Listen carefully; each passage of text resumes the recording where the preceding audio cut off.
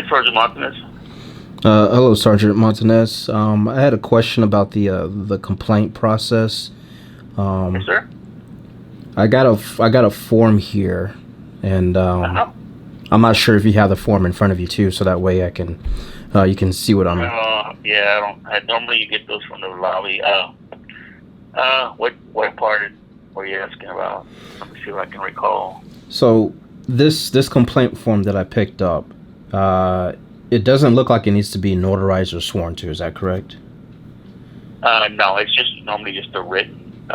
Normally when you, I guess for us to meet the state requirements, it has to be a written complaint. So it doesn't have to be notarized. It doesn't. Just have to come from you in a written manner Okay. for it to move forward. Yeah. All right. And then the second Uh, part is being that you said that there's a second paragraph on this form that if an average person were to look at it, they would be, pretty intimidated just from reading that second paragraph. Um, do you know which one I'm talking about, or you know what I'm referring to? no. What does it say? It says intentionally making false complaints or allegations against a police officer is against the law under Chapter 37 of the Texas Penal Code.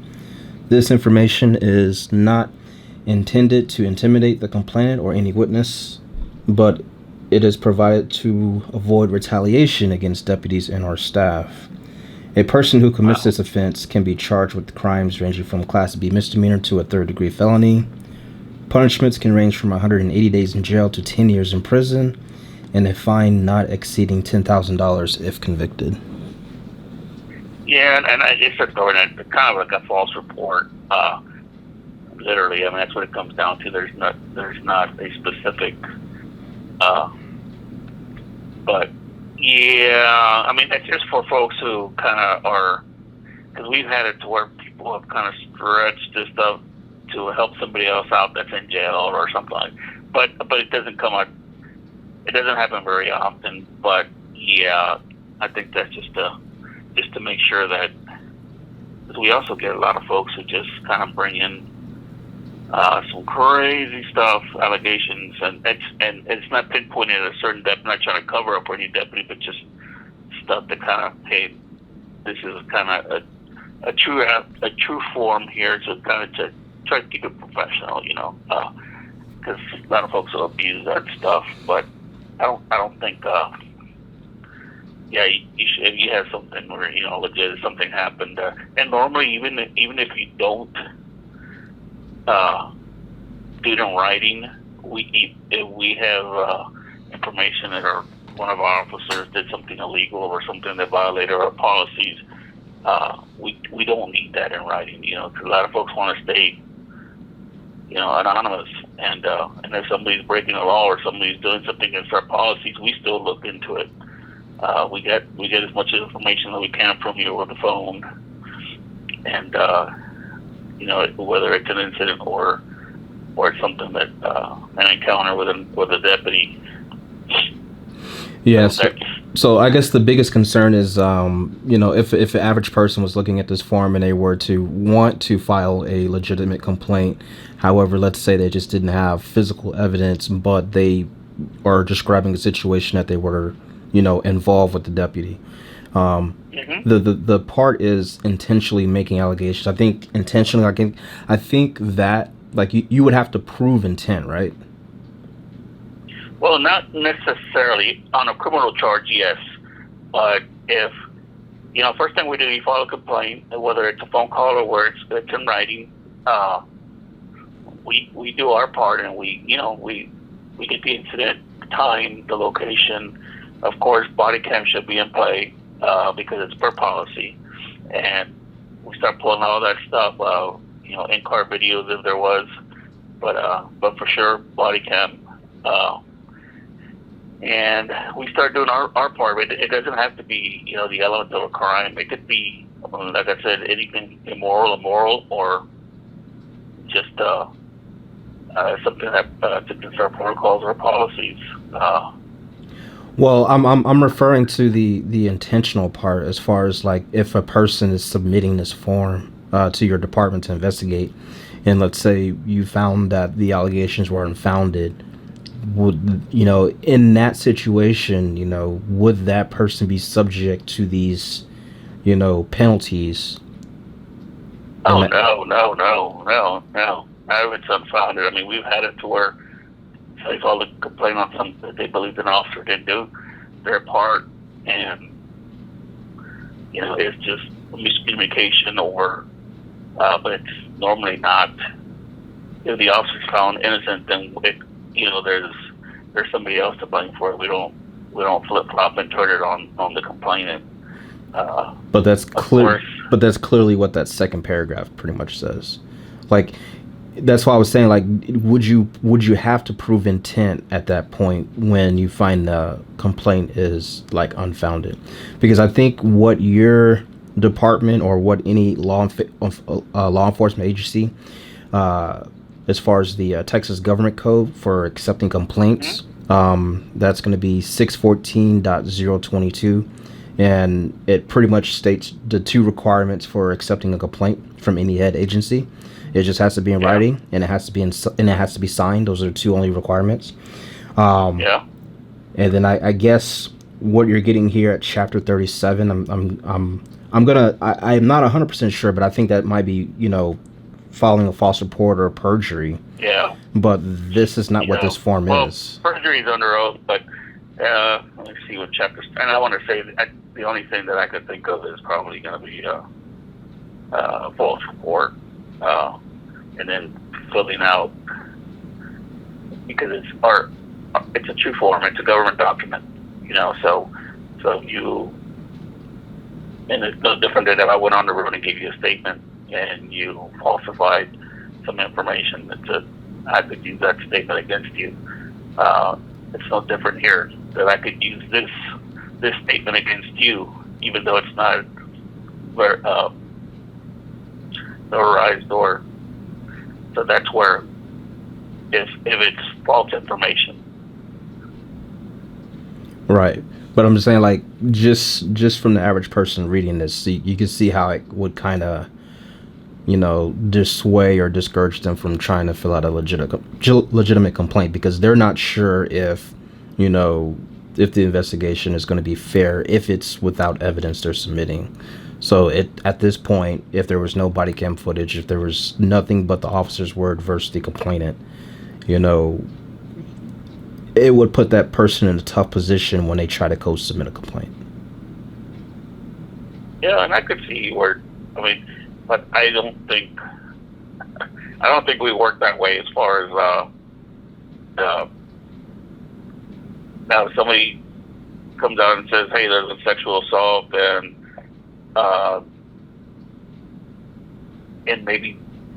they were kind of detailed about, yes, that's him, and that was him, and he was there with me, and yada yada, and the information was detailed to where they specified a certain person, and everything turned out to be false. Then that's kind of the angle you're looking at as far as false report. But if you give me information that you might suspect that someone created a crime and we should follow into it, then I don't see why you would expect retaliation on that, because it's totally different. Right, and that's pretty much what I was saying. Is like, do you guys would you have to prove intent? Because that first sentence is pretty much clear. It says intentionally making false complaints or allegation. Like, do you have to prove that they intended to file these false allegations? I'd probably have to get. You'd probably have to get with our because we have an internal affairs officer.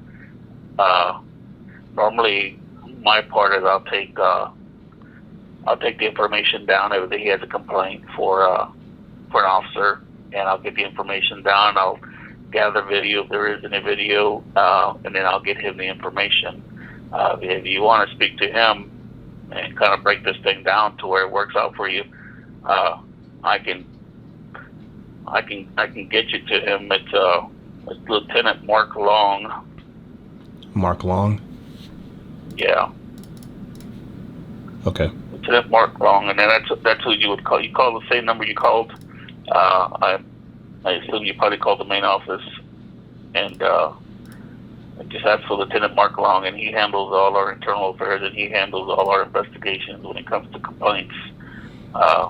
Normally, we have an officer on duty that can take the phone call without you getting passed around to voicemails. We'll get the ball rolling. Okay, let me ask you this last question, because it appears that this, when you submit the complaint using this document versus using just a blank sheet of paper, it almost seems like the average person should just bring in a blank piece of paper with their complaint written on it and then have it submitted, versus using this document here at your department, because even though a person may have like a legitimate complaint, and like you said before, you've had people who come in and file false complaints, but it's not common, but it happens. It just kind of makes me wonder, like, if it's not common and it doesn't happen that often, why would that second paragraph be put in there anyway? Well, I guess they, like I said, I don't get them all, so I'm pretty sure there's more into that I know about, why they had to include that. So, but that's where I'm saying is, like, you have to give people, okay, we just don't give this out like candy. It's an official document, so so we have to kind of make it a little bit legit to where know what yourself. It's kind of like when we go out to take a report on a stolen vehicle. We have to give them a stolen vehicle affidavit, like, hey, there's a stolen vehicle.